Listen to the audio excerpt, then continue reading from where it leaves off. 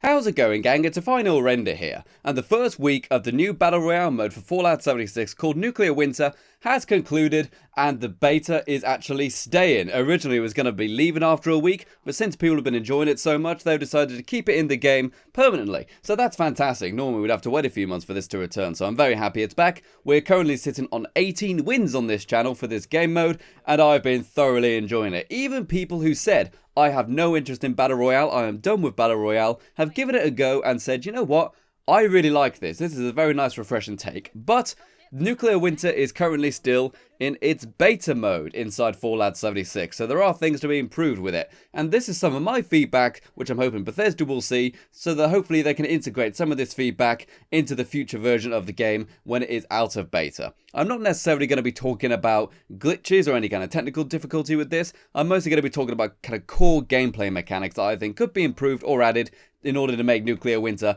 even better than it already is. And remember guys, we are less than 300 subscribers away from 63,000 subscribers. We need just under 300 to bring it up to that magic number, and I really want to have 63,000 subscribers before QuakeCon next month. So let's see if we can get 300 subscribers by the end of this month. I really look forward to seeing you guys in the comment section, and if you think you'll enjoy this video, please make sure you leave a like and subscribe. But with that being said, what do I think could be added to the beta of Nuclear Winter now it's been out for a week?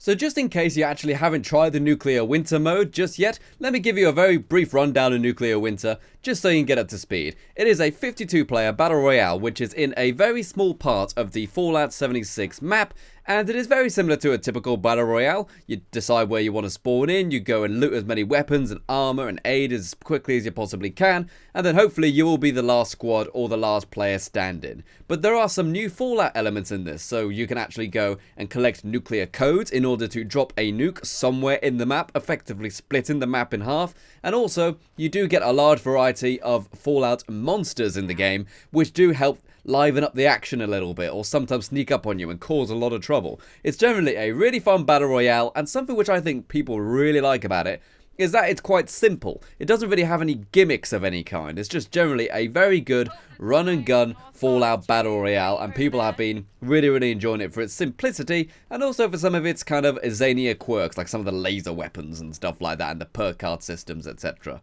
So that is just kind of a very brief summary of what Nuclear Winter is, and let me go and talk about what I think Nuclear Winter actually needs in order to bring it out of the beta phase and bring it into the full, stable version of the game. So originally I was just quite happy that it was squads because it is a multiplayer game, but at the same time I do think a solo and duo mode would be very much appreciated in this. Typically in Battle Royales you do have the option to go solo, duo, triple or squads when you go and play the game, but right now you can only do squad. I would really like to see some more options in there, just so that if we don't really feel like talking to each other, we can go and pick the solo mode, or again if we just want a tougher challenge we can go with the solo mode, because in solo after all it's you versus 51, whereas in squads not quite the same, is it? There's a little bit more chance of you surviving if you're in a squad. So I would really like to see the addition of solo and duo matches in there.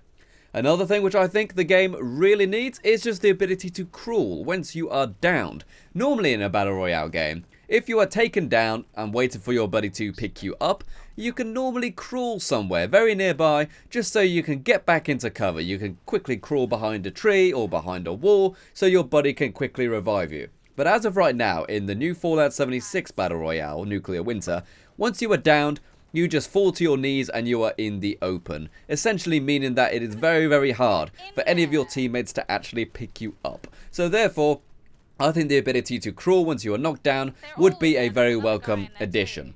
Something else which I think is really much appreciated in Battle Royale, but it's a very minor thing, is simply stat tracking. I would love to be able to go to a terminal somewhere in the vault and it tells me exactly how many players I've killed, how many times I've been knocked down, how many matches I've played, how many wins I've got. Battle Royales very much are about bragging rights after all. I would love to be able to be 100% confirmed how many wins I have. Maybe even other players can look at my name in the terminal in the vault and say, oh gosh, Final Render's got 17 wins.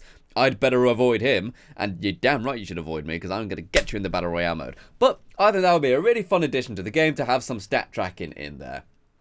This is something which I don't really want to talk about because it's kind of a mixed opinion, this one, but I personally think it's something that needs to be fixed, and that is the photo mode inside the Nuclear Winter mode. For any of you guys who don't know, Fallout 76 does have a photo mode where you can get access to a free camera so you can take photos, add filters, and it's a generally very, very nice feature of the game. However, it is available in Nuclear Winter, and this really causes a problem because you can actually use this to effectively cheat. You can use it to look around corners, you can get a really high bird's eye view and start to look around to see where the enemies are. And the reason this is a controversial opinion is because some people say it's actually kind of balanced, because when you're in photo mode, you can't move. You are stuck where you are. You have to stay still. And whilst I see the logic of that, I still think it's more of an oversight rather than an actual decision to include it as a mechanic. So overall, I think photo mode needs to go from the Battle Royale mode. There is even an actual player camera in the game to where you can aim the camera like a weapon and take photos. Include that in Nuclear Winter. That way we can still take photos of us with our friends and in our squads, but we don't have this photo mode which could lead to, I don't want to say cheating, but it does feel like cheating, if you know what I mean. So photo mode, I think personally, needs to go. Something which is a bit of a pet peeve of mine inside Battle Royales is long start times. And it's got to be said, the Nuclear Winter game mode, I think, has the longest start time of any Battle Royale game I have played. There is normally around 2.5 to 3 minutes of waiting in the lobby to get started. And it's not because there aren't enough players. Every time I enter the lobby, it's already got the maximum 52 players, or sometimes it's maybe 49 players or so, ready to go. So you've got a full lobby waiting to go, but the game still takes an extra minute or so, or minute and a half to get started. Let's trim this down, guys. Let's make it so that there's only a minute or so of waiting in between matches, because as of right now, if you die at the very start, it can take quite a long time to go ahead and have another go. And nothing makes people turn games off more than just waiting around to have another go at something. Just make it as quick as possible to have another try, and then people, I think, are going to stick with it far more often, and they're going to learn how to play the game much more as well. So I think that's a great idea. Something else which I think would be a nice addition is, frankly, just more NPC enemies. Something which I really love about this game mode is that it has all of the monsters and creatures that you normally find inside Fallout 76, and this is generally a very unique feature of this. I believe at one point in Fortnite they did reintroduce the idea of having the zombies in the match, and obviously Black Ops 4 did have the zombies in the map as kind of a typical gameplay mechanic. However, we've only really seen a few creatures, really. We've seen like feral ghouls, we've seen mutant hounds, mongrels, and even Scorch Beast turn up at the end, which is a really cool way to go ahead and end the match, just having a Scorch Beast turn up and just really stir the pot and really mess with you when you're trying to sneak around. But I think it would be cooler to see some more enemies. Maybe let's make it so that we can get some more of the robot enemies in there. I mean, you know, it would make sense that they're still here. Why would they just leave? Let's get some more robots in there.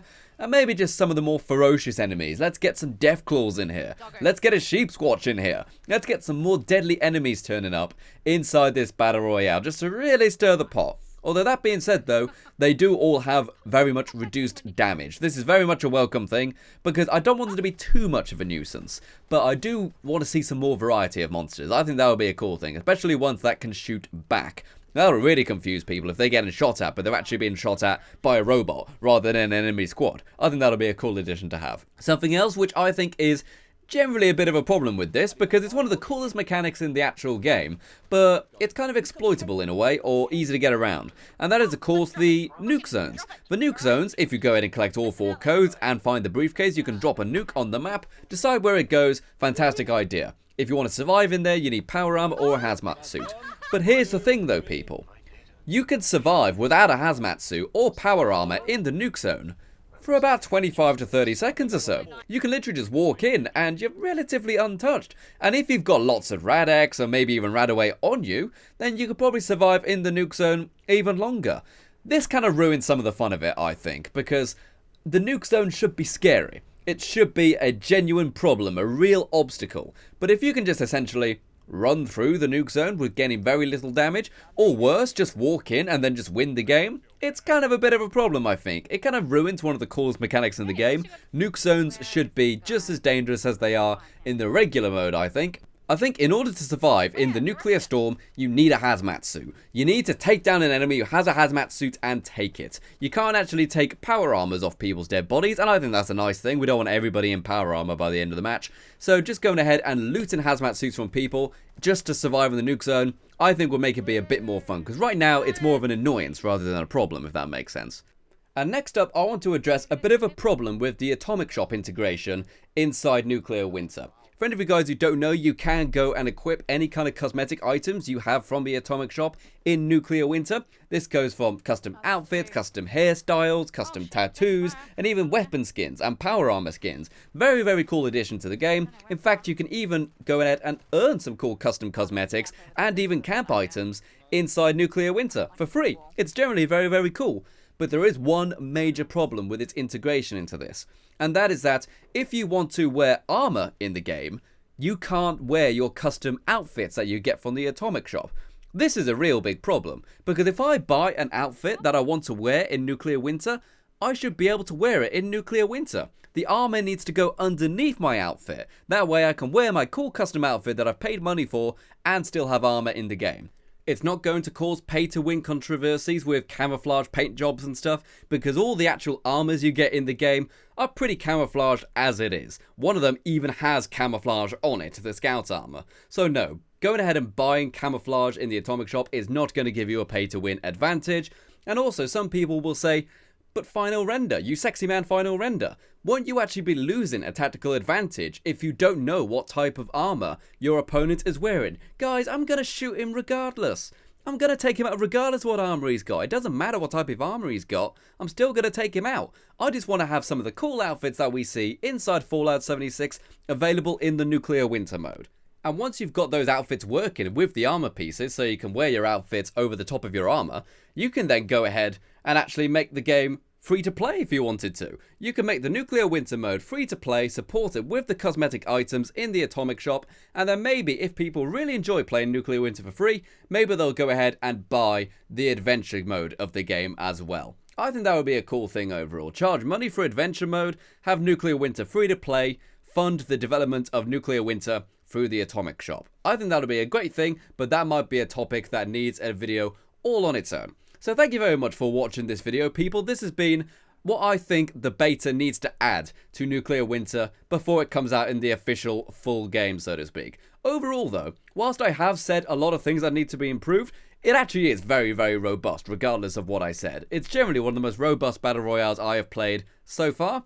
Just some of these small things which can be added into the game, I think will make the game a bit more fun and a bit more enjoyable. So thank you very much for watching this video. Remember to check out the cool Patreon people in the description below who help support the channel with their financial donations. You yourself, of course, can also do the same. And remember, guys, let's get 500 subscribers before the end of the month so we can be on 63,000 subscribers. That'll be a fantastic way to start the summer.